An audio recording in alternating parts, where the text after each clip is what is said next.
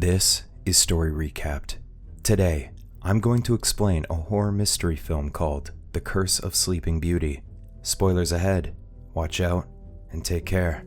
Somewhere in the desert, Thomas Kaiser wanders aimlessly until he comes across a bed where a young woman sleeps. He approaches the woman and admires her beauty for a while before deciding to kiss her. But before he could reach her lips, a severe headache hits him until he wakes up from the strange dream.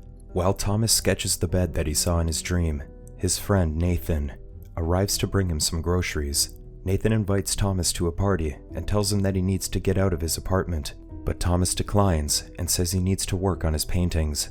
Thomas keeps having the same dream about the Sleeping Beauty and a creepy-looking house, so he visits his therapist, Dr. Wesley, to find out what's happening to him.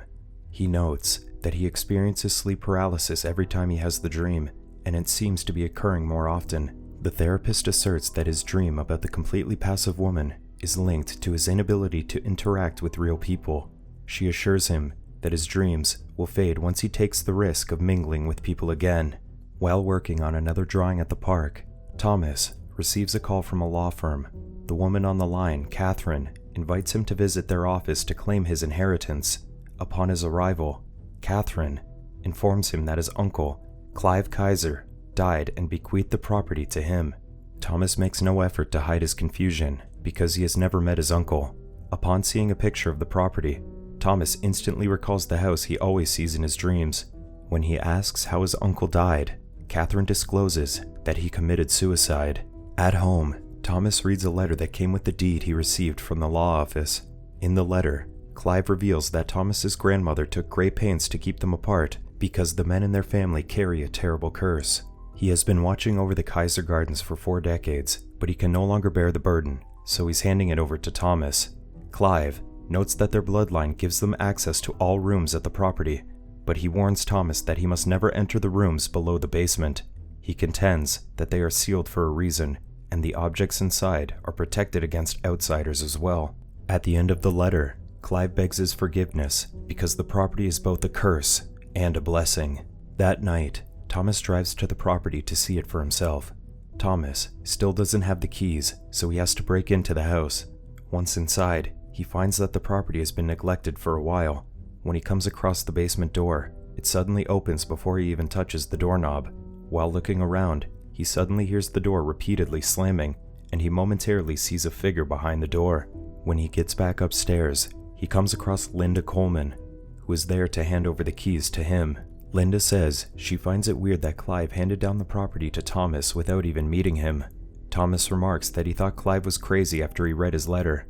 Linda asks if she could take a look at the letter, but she notices that Thomas is getting suspicious of her, so she backs down and leaves the house.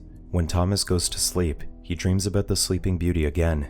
This time, Thomas was able to kiss her forehead and wake her up without any disturbance. Thomas contends that he can't be dreaming because it feels so real, so the woman, who introduces herself as Briar Rose, explains that they're hidden in a realm where they can both dwell. She notes that she is able to wake up because he is close to her in the physical realm. When Thomas asks what she means, Rose notes that she's still asleep and waiting for Thomas to wake her up with a kiss. Thomas wakes up when he senses an entity coming near them. The entity appears under the sheets and gnaws on his chest, but Thomas suddenly rises up from bed and realizes that it was just another dream. Later, Billings. The appraiser arrives to inspect the condition of the house. When Thomas asks him if he found anything strange about the property, Billings notes that several people have gone missing over the years.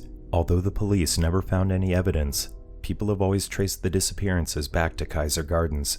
Billings says that he'll come back the next day to look at the electrical wiring and see what else needs to be fixed. Before leaving, Billings notes that there could be more rooms hidden behind a wall in the basement. Thomas goes to the basement to find the hidden room. When he turns on the lights, he notices a small altar next to the wall. He pushes a button on the shrine, but nothing happens. After failing to find the hidden room, Thomas visits the county clerk's office to take a look at the property records. While inspecting the documents, he finds a note filled with questions about a person who went missing at the Kaiser Gardens. Thomas suddenly collapses and sees dark figures around him. When he recovers, Thomas meets with Linda and compels her to tell him everything she knows about the house. Linda pretends not to know anything, so Thomas points out that he found a note that matches her handwriting. Linda reveals that her brother died in the house, and 43 other people went missing from the house within the last 125 years. Linda hints that the house might be haunted, and she stresses that she's determined to find the answers. As she's about to leave, Thomas suddenly collapses from intense pain in his gut, so Linda brings him to a hospital. While Thomas is unconscious, he meets with Rose again in his dream. Rose tells him that she's imprisoned in the land that Thomas now owns, and he's the only one that can set her free. She notes that he needs to lift the veiled demon's curse before they can be together. Rose senses that Thomas's physical body is away from her, so she reveals that he will wither when their bodies are separated. When Thomas wakes up, he finds himself inside the house. Linda tells him that she brought him home because he demanded to be taken back to the house. Linda shows Thomas all the files she had about the property. She reveals that her brother, Luke, came to Kaiser Gardens with his girlfriend when they went missing. She became obsessed with the house after finding out that people had been disappearing there every few years. She notes that Michael Kaiser was the property owner in the 1900s, but he died after attempting to burn the place down. Linda thinks there is something supernatural inside the house because every man who owned it had been involved in accidental deaths and suicides. Linda says she wanted to see Clive's letter because she thinks it might reveal something about their bloodline. Thomas shows her the letter and takes her to the shrine in the basement. Thomas realizes his blood is needed to open the hidden room, so he pierces his finger before pushing the button on the altar. When they get inside, they find a room with countless books and artifacts. Thomas finds a journal that matches the handwriting of his uncle, but he can't understand it because it's in another language. They suddenly hear loud thumping noises, so they rush out of the hidden room with the journal. Linda notices that the mannequins are moving toward them. Before they could run back upstairs, a mannequin, on the floor, grabs Linda's foot. She manages to break away, but they find other mannequins blocking the door out of the basement. As they carefully climb up the stairs, a mannequin grabs Thomas's shoulder and tries to get to Linda. Thomas keeps the mannequin away from Linda, but they encounter more of them when they get upstairs, so they carefully sneak past them. A mannequin suddenly grabs Thomas before they can reach the door. Thomas drops the journal, but he manages to retrieve it immediately. However, he realizes that he lost his keys when they got outside. Linda's friend, Richard Myers, soon arrives and drives them away from the property. Richard, a paranormal researcher, tells Linda that he was there to finally take a look at the house that she was always talking about the last few months. Linda takes them to her place and shows them the pictures of spirits inside the house. Richard notes that the figures they saw are probably the jinn, which were created alongside humans and angels. He discloses that the jinn can either be good or evil, and they can possess inanimate objects. After going through the journal, Thomas realizes that he's linked with Rose, not with Kaiser Gardens. Thomas tells Linda, not Richard, about his dreams and points out that he was only able to wake her up in his dream when he was inside the house. Thomas reveals that she's cursed by a veiled demon, but he believes they can lift the curse when he wakes her up in the physical realm.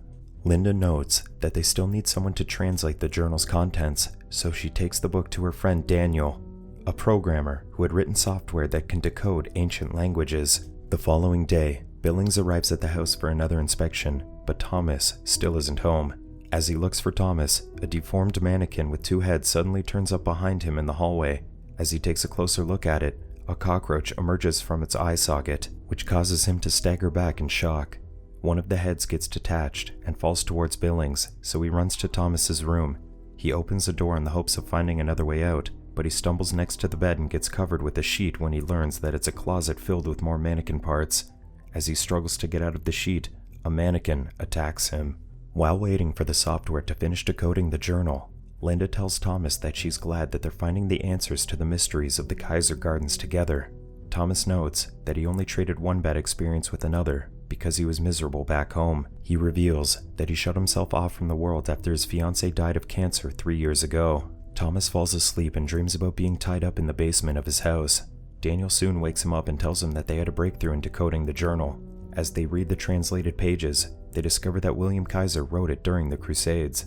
On the first page, William says he has incurred a debt that will be transferred to his family. He notes that it can never be repaid because the payment requires a sacrifice of a virgin bride to Iblis, the devil.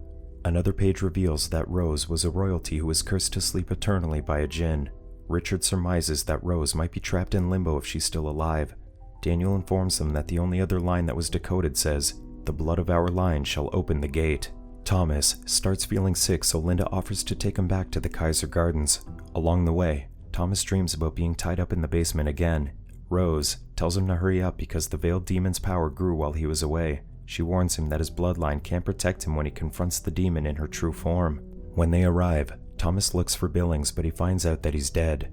Thomas, Richard, and Linda go to the hidden room and prepare to confront the veiled demon. When they break the lock that leads to a gateway, the demon senses their impending arrival. In the hallway, the group comes across a djinn, so Richard uses a spell to banish it to hell. The three soon reach a room filled with mannequins, but Thomas notes that it's different from the other figures in the house.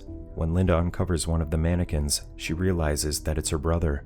Another figure behind Thomas attacks him, so Richard shoots it with his pistol. When the mannequin of Linda's brother goes after Richard, Thomas hesitates to hit it with the axe, so Linda grabs the axe and chops it to pieces. Richard tells Linda that her brother left long ago and the mannequin was just an empty vessel. Soon, they find the veiled demon in her chamber. Richard offers to distract the demon so Thomas can find Rose and wake her. While Thomas tries to sneak past the demon, Richard recites a spell and shoots her, but she telekinetically stops the bullet and knocks the gun out of his hand. The demon stresses that all who enter her realm deserve punishment and their souls will belong to her. The demon strangles Richard and Linda for daring to invade her domain. She contends that they're blind because they couldn't see that she is the protector of the realm. Thomas eventually reaches the chamber where Rose is sleeping. After taking Rose out of the cage, Thomas kisses her, but she wouldn't wake up. Thomas realizes that it's his bloodline that would wake her, so he bites his lip until it bleeds before kissing her again. When Rose finally wakes up, she expresses her gratitude to Thomas and tells him that the prophecy can now be fulfilled. She then slams him against the wall and says she set aside plans for him. The veiled demon warns Richard and Linda that breaking the curse would unleash the imprisoned demons in the Kaiser bloodline. Before she could reveal anything else, Rose thrusts her hand into the demon and grabs her heart. Thomas tells his friend to stop Rose because he no longer has the strength to stop her himself. Linda charges Rose, but she grabs her by the neck. However, Rose doesn't kill her because she wants her to see the darkness that she'll unleash upon the world. Soon, Rose and Thomas disappear into smoke before their eyes. Daniel decodes more passages from the journal and discovers that the Kaiser bloodline is cursed with the souls of demons. The journal notes that having nightmares is the first sign that the demons are taking over their bodies. Soon, they'll get sick and start hearing the spirits of the condemned Kaiser generations. The journal warns against speaking with the demons because they could be communicating with the beast that will use the Kaiser curse to unleash Kiamat, the apocalypse. In a hellish realm, Rose tells the demons that they will soon awaken to bring Kiamat into the world. She observes Thomas as he floats into the air while the souls of demons rush out to him. Subscribe to watch more videos like this. Turn on notifications. And leave a like, it really helps the channel out. Thank you for watching.